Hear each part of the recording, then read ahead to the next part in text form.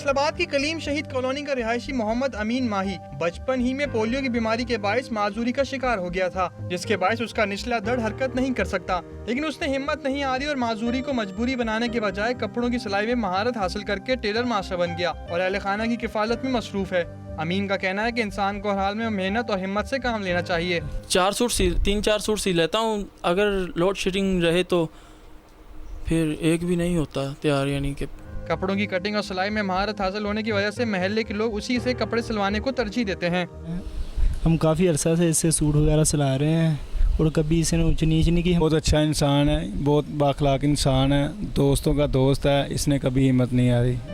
کہتے ہیں جذبے بلند ہوں تو مشکلات انسان کا راستہ نہیں روک سکتی، اور اس بات کو سچ ثابت کیا فیصل آباد کے امین ماہی نے، جس نے معذوری میں ہاتھ پھیلانے کے بجائے محنت مزدوری کو ترجیح دے کر صحت مند افراد کے لیے بھی مثال قائم کر دی ہے۔